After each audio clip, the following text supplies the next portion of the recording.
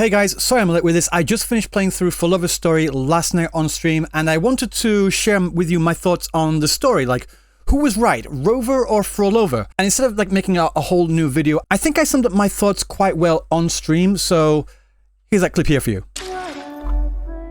Who is right? Oh, you can see that. Look at that. You see that? Dented. Like literally dented. Ow. I can feel it as well. Who is right? Phrolova or Rover? I'm going to cheat. I'm going to cheat and say they're both right and they're both wrong at the same time. And it is possible to be that, to be that way. Have any of you seen the image of like two people standing on either side of a road and they're looking at a symbol on the floor? And the symbol looks like a 9 from this direction and a 6 from this direction. And one says, no, this is 9. And the other one says, no, this is 6. And like they're both right in, like from their perspectives, they're both right at that. But the fact is like, well, getting a bit more philosophical, neither of them are right.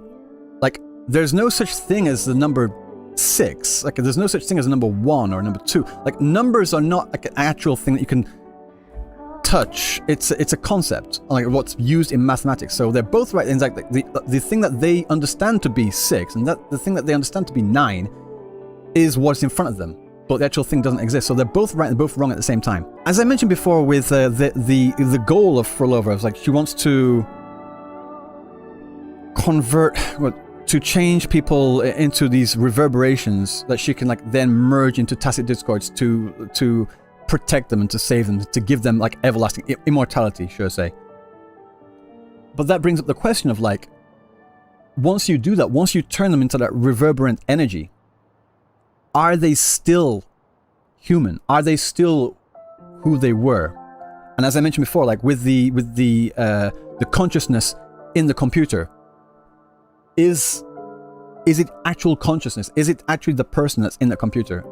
Because if I took my brain, like my consciousness, and put it into the computer, you say, oh, that's me, because it has all my memories, it has all my feelings, because like everything in the brain is just like electrical signals, right? And if you can like recreate all those electrical signals in a computer, by all accounts, it should be me. But in doing that, like I'm still alive, and I'm alive in this computer. So then there's two of me. But is it really two of me? Am I me, or is that me? Are we both me? Or neither is me? And that's the question of like, depending on where you stand on that, what your answer is for that question, you're more likely to agree with Phrolova or not. And if you don't agree with Phrolova, you're more likely to, but you definitely will not. You may or may not agree with Rover, because Rover says they're not real. They are not the people that you think they are, because they're gone. They're just gone. And the story was like leading towards that as well, until like after where Abby says, "Oh, it smells like it's alive. Like the energy in there is alive." I was like, oh, that kind of throws a wrench into work. So it's telling Rover, no. She's alive in there. Crazy. But again, is she truly alive? It's a thing. Is Showkeeper just a computer or a form of life? Exactly, that's the question. We don't know. Like, at one point, and this is a more open philosophical question that we as a species will have to come to grips with in the coming years, with how quickly AI is developing. At one point, does it stop being artificial intelligence and just become intelligence? And once it becomes intelligence, do you class it as life? Because the saying of like, I think therefore I am, that I think is like the consciousness of like, oh, I understand that, I realize that I exist, and because I realize that, I am alive, and I exist. And if a computer, if an intelligence, after the next step after artificial intelligence, if an intelligence can have that same realization, then they become, in a philosophical sense, alive. You know, and that's really difficult conversation, really difficult answer to reach. And depending on where you stand on that question, on those questions, you're more likely to be on either side of this. On the point of Rover throwing the sword, my read of that was like Rover threw the sword to knock the gem out of the way, which it did, but it continued on and it hit Phrolova.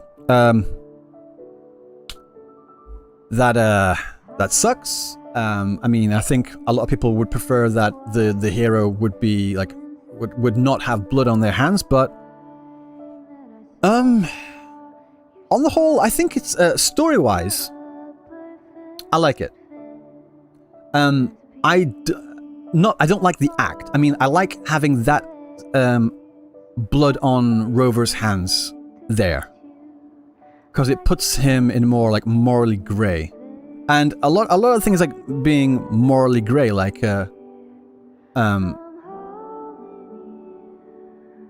has anything that Rover's done been truly good? Like, was he correct? He, she, Rover, depending on which one you correct in erasing their memories to do this? Was that the right thing to do, or was it the wrong way to do? I mean, the reasoning was like they needed a fresh mindset to come at the problem from a different direction. But was that correct? And then people will say like Phrolova, at the end of the day, Phrolova was a terrorist. I mean, like, she like brought the Fraxidus and like the Dark Tide and all these cataclysms to Ragoon and in probably in many other things as well. So like, why should you care? I'm like, I mean, yeah, on that degree, I understand. But then when you see her motivations, still completely wrong, or like what she's done.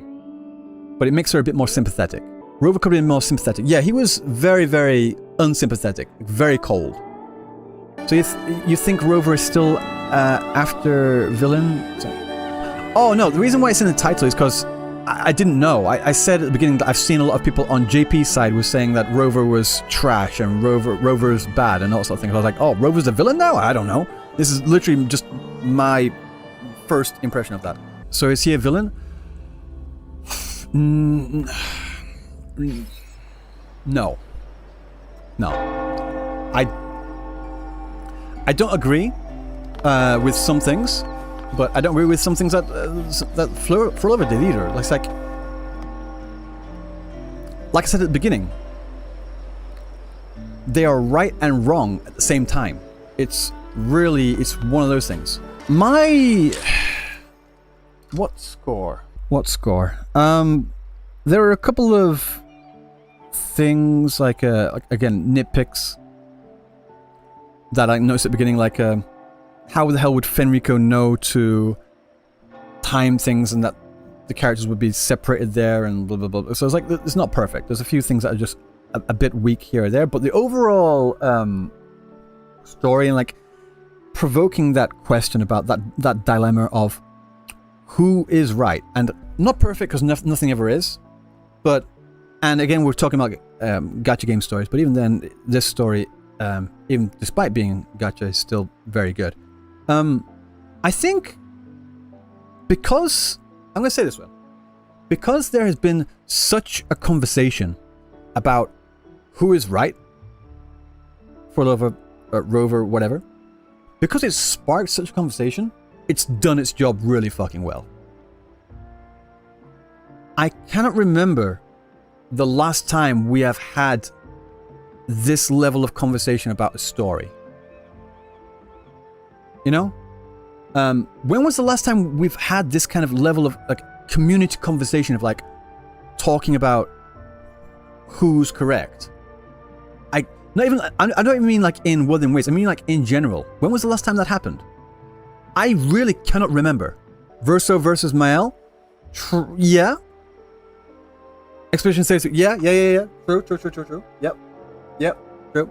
I mean, several voice actors from that game are also in this game, so even Expedition 33 was the first time in a long while. So I think, yeah, because the community is having this overall general conversation,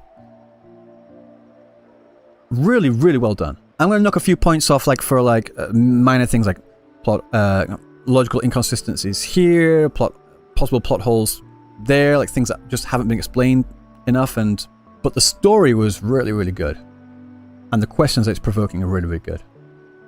And I enjoy these questions as well. The music was fantastic. The area was fantastic. Like the actual the set design was great. We got a lot of answers, but we also got a lot of questions, which is good. That's what you're supposed to do. I'm hovering somewhere between like 8.5 to 9. I'm somewhere around there. What was the downside? The downside, like I said, well, there were a few things like QTE things weren't there. Logical inconsistencies where like certain things had to line up exactly the same way. Like this, like why did Fenrico just take 2 of them and not all 3 of them, and then put them somewhere so the characters can get them? Why didn't he just like take them and keep them with him to like stop them in their tracks entirely? There's some things that don't really make sense when you look at them, when you actually like look at them critically. But yeah, music good. The conflicts make sense, and that's something I really enjoyed. Like the actual conflicts that we went through here, not just like the conflicts between Rover and the Fraxis, but also Rover and Fenrico. Like these 3 different powers, 3 different forces, and they all have legitimate conflicts that make sense, and I really enjoy that. That's what I really like. Because sometimes when you see these games, it's like, why the hell are these fighting in the first place? What's the point? I mean, the reason is because game, obviously, but the fact that there is a reason and a logic, like a justified logic behind everyone, was really good. The Fenrico boss battle was a bit underwhelming. Yeah, I can see that. It could have been a little bit better. Like for the most part, you're just like beating on a shield, and once you beat the shield, then it's like there. Yeah, the Fenrico boss battle could have been a lot better. I would have liked it if it was like you know when you fight Scar, where you're actually fighting against a person. I would love to fight another person.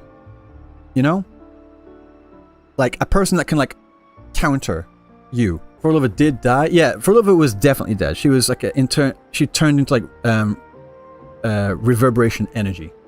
She's in the red form, you know? Well, she's reverberant energy. She's reverberation energy, but Abby said that she's still alive, but to what degree is she actually still alive? Again, that's another question. We're not sure. So I think I'm going to say, on the harsh side, 8.5. On the generous side, 9. People saying it's the best story so far. I don't know about that. It's definitely the most nuanced. And I really like that. It's definitely the most nuanced story, and I like that. It's really, really good. But satisfaction-wise, again, I just can't get past... I still feel like, again, this is going to put me... Ending-wise, the ones that left me with a more stronger sense of satisfaction, I would say, again, I really, really love the Jian companion story quest. If we're including companion story quest as well, like the Jian thing there, like just the visuals, like the arm reaching out, love it. And then also, again, 2.2, fighting against Fleur de Lis, and switching between Aero Rover, Spectro Rover, and Havoc Rover, and that battle felt so damn good, and I felt more satisfied with that. But this one definitely has a lot more nuance, and I appreciate it for that. I don't feel as satisfied, but I can really appreciate it. Is that fair? Do you think that's fair? It wasn't supposed to be satisfying. Yeah, it's not satisfying. It was definitely good. Fantastic. Do not get me wrong. I love the nuance. It's like, how do I explain this? Having a nutritious, I don't know, sandwich. Very nutritious, very delicious, but it's a little bit small. Great sandwich. A little bit small, but it doesn't satisfy me. But maybe that's the point. Best story quest, again, I can't really answer. Again, it depends on what it is. Like some stories I like better for this reason, some stories I like better for this reason. Like if it's like talking about what story gets you thinking the most, this one. I like this one a lot more. But the one I enjoyed the most would be another one, you know? Thank you so much for watching. I'm sorry if I got rambly here and there. I wasn't intending to make that a video like at all. And it was also about 2 a.m. in the morning for me at that time. But I'm curious, like, what do you guys think? Which side are you on in this conversation? Are you, do you side more with Rover or Phrolova? Like, I'm more on the side of, like I said, I'm kind of cheating and saying that I'm on both their sides and neither of their sides at the same time, because I can see the logic on, from both people. And yeah, it was really, really good and really nuanced conversation that was being had. And again, I really appreciated the nuances and also like the similar themes being brought up as in from like Isaac Asimov's work as well. Like it was really, really nice touch. Also, by the way, guys, don't forget to check out my latest interview with Shai Matheson, the English voice actor for Scar. That was also uploaded last night as well. I'll leave a link to that in the description and also at the end of this video here. He was very insightful and had a lot to say about his role as Scar, so definitely check that out. But anyway, guys, yeah, thank you so much for watching and I will see you in the next video. Peace.